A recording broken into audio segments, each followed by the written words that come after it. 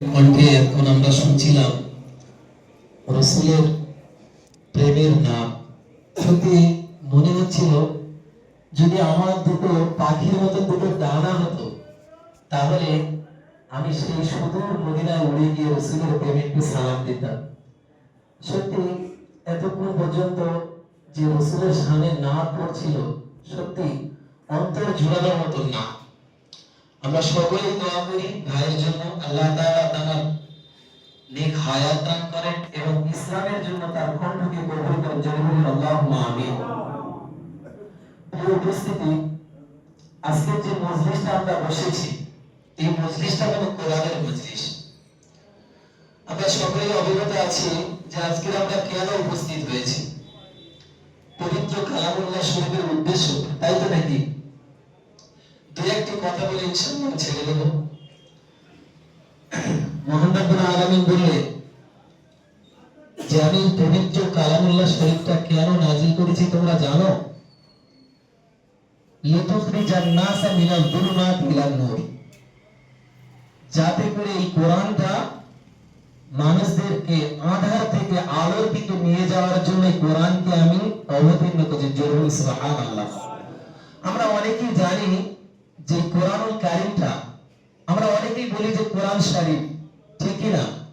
কিন্তু আমি আজ পর্যন্ত আমার জ্ঞানে আমি কোরআন শরীফ বলে কোনো জায়গায় আমি পাইনি। মহান রব্বুল আলামিন কোরআনুল কারীমের অনেক জায়গায় কোরআনুল কারীম বলেছেন, কোরআনুল হাকিম বলেছেন, কোরআনুল আযীম বলেছেন। সূরা ইয়াসিন আল্লাহ তাআলা বললেন ইয়াসিন ওয়াল কুরআনিল হাকিম, হাকিম বলেছে প্রজ্ঞাময় কোরআন। সূরাতুল ওয়াকিয়ায় আল্লাহ বলেছেন ইন্নাহু লাকুরআনুল কারীম, কারীম বলেছে। অপর জায়গায় আল্লাহ বললেন সূরাতুল হিজরে আল্লাহ বললেন ওয়ালাকাদ আতাইনাকা সাবআম মিনাল মাসানি ওয়াল কুরআনিল আযীম। এমনই ভাবে আল্লাহ তাআলা কোরআনের অনেক নাম আছে, শিফা আছে, কোরআনের নাম হিদায়াত আছে, হুদা আছে, নূর আছে। তো আমরা এই কোরআনুল কারীম থেকে দুই একটি কথা জেনে নেব। মহান রব্বুল আলামিন কোরআনুল কারীমকে মানুষের জন্য পাঠিয়েছে, এটা হিদায়াত স্বরূপ। কি স্বরূপ? হিদায়াত স্বরূপ পাঠিয়েছে। তা আমরা যদি কোরআনকে আমরা যদি জিজ্ঞাসা করি, ও কোরআন তুমি বলো তো তুমি এই পৃথিবীতে আসার আগে তুমি কোথায় ছিলে? কোরআন তখন স্পষ্ট ভাষায় কিন্তু বলে দেয় যে বাল হুয়া কুরআনুল মাজিদ ফি লাওহিন মাহফুজ। আমি এই পৃথিবীতে আসার আগে আমি সর্বপ্রথম সংরক্ষিত অবস্থায় ছিলাম লাওহে মাহফুজে। যদি আমরা ঠিক তদ্রূপভাবে কোরআনকে আমরা যদি প্রশ্ন করি, অনেকের তো প্রশ্ন থাকে যে কোরআন তুমি বলো যে তুমি কোন মাসে নাজিল হয়েছো। ঠিক কোরআন তার প্রশ্নের উত্তর দেবে যে শাহরু রমাদান আল্লাযী উনজিলা ফীহিল কুরআন, আমি রমজানুল মুবারক মাসে আমি কোরআনকে অবতীর্ণ করি। জোরে সুবহানাল্লাহ। ঠিক তদ্রূপভাবে যদি আমরা আবার কোরআনকে জিজ্ঞাসা করি, আমরা নাই বুঝলাম তুমি দুনিয়াতে আসার আগে তুমি লাওহে মাহফুজে ছিলে, তুমি রমজান মাসে অবতীর্ণ হয়েছো, তুমি কোন দিনে অবতীর্ণ হয়েছো? এটা প্রশ্ন থাকে না? থাকে না? কোরআন ঠিক তার উত্তর দিয়ে দেবে যে ইন্না আনজালনাহু ফি লাইলাতিল কদর, নিশ্চয়ই আমি বরকতময় রাতে আমি কোরআনকে অবতীর্ণ করেছি। জোরে সুবহানাল্লাহ। ঠিক এমনই ভাবে আমি যদি কোরআনের রেফারেন্স দিই প্রচুর, কোরআন থেকে আমরা সরাসরি উত্তর পাবো। কোরআন আজকে সেই কোরআনের মজলিস, কোরআনের মুহাব্বত, কোরআনের ভালোবাসা, পৃথিবীতে এমন কোন কিতাব নেই, পৃথিবীতে এমন কোন গ্রন্থ নেই যেখানে সমস্ত পৃথিবীর মানুষ মুখস্থ করতে পারে। পারবে কি? এমন কোন নজির নেই। কিন্তু একমাত্র কোরআন শরীফ যেটা আল্লাহ তাআলা হেফাজতের দায়িত্ব নিয়েছে। জোরে সুবহানাল্লাহ। আল্লাহ পাক বললেন ইন্না আনজালনাহু কুরআনা ইন্না নাহনু নাযালনা যিকরা ওয়া ইন্না লাহু লাহাফিজুন। আমি কোরআনকে প্রেরণ করেছি আর তার হেফাজতের দায়িত্ব আমি আল্লাহ আমি নিয়েছি। জোরে সুবহানাল্লাহ।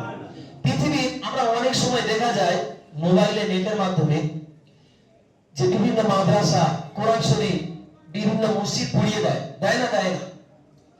কিন্তু পৃথিবীর মানুষ কি পারবে এই কোরআনকে মিটিয়ে দিতে? কেউ পারবে না। কারণ হেফাজতের দায়িত্ব একমাত্র স্বয়ং আল্লাহ পাক নিয়েছে, যিনি হেফাজতের দায়িত্ব নিয়েছেন। কিন্তু পৃথিবীর মানুষ যদি সবাই মিলবদ্ধ, সবাই জামাতবদ্ধ হয়ে কোরআনকে মিটিয়ে দেওয়ার চেষ্টা করে, কিন্তু পারবে না। মহান রব্বুল আলামিন তাই কোরআন পাকের মধ্যে বললেন, আমি হেফাজতের দায়িত্ব আমি নিয়েছি, স্বয়ং আমি আল্লাহ। তাই যদি আমরা দেখি, যদি আমি কিছুক্ষণের জন্য মেনে নেই যে সমস্ত গ্রন্থ রাজকে যদি তারা সব পুড়িয়ে দেয়, আল্লাহ বলছেন 1 সেকেন্ডের মধ্যে, 1 মিনিটের মধ্যে আমি সমস্ত আবার ওই হুবহু কপি আমি তৈরি করে দেবো। কেমন?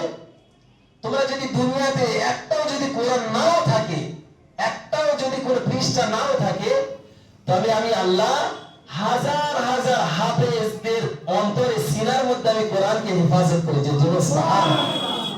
সেই কোরআনের মাজলিস এটা, যেটা কোরআন এমন কোন গ্রন্থ নেই, পৃথিবীতে এমন কোন কিতাব নেই সেটা মানুষ জব্দ করেছে, মুখস্থ করে রেখেছে, কেউ পারেনি। একমাত্র আল কোরআন, যেটা ছোট্ট ছোট্ট মাসুম শিশুরা ফজর থেকে নিয়ে সেই মাগরিব পর্যন্ত তারা মুখস্থ করে, এই কোরআনুল কারীম। তারা এই সিনার মধ্যে এই কোরআনুল কারীমকে হেফাজত করে রেখেছে। তাই আল্লাহ বললেন যে বান্দা, যে বান্দা এই কোরআনুল কারীমকে হেফাজত করবে এবং এর উপরে আমল করবে, আমি তার জন্য পুরস্কার রেখেছি। আল্লাহ তাআলা কোরআন পাকের মধ্যে বলেন, সূরা বানী ইসরাঈলের মধ্যে, ইন্না হাযাল কুরআনা ইয়াহদি লিল্লাতী হিয়া আকওয়াম ওয়া ইউবাশশিরুল মুমিনিন।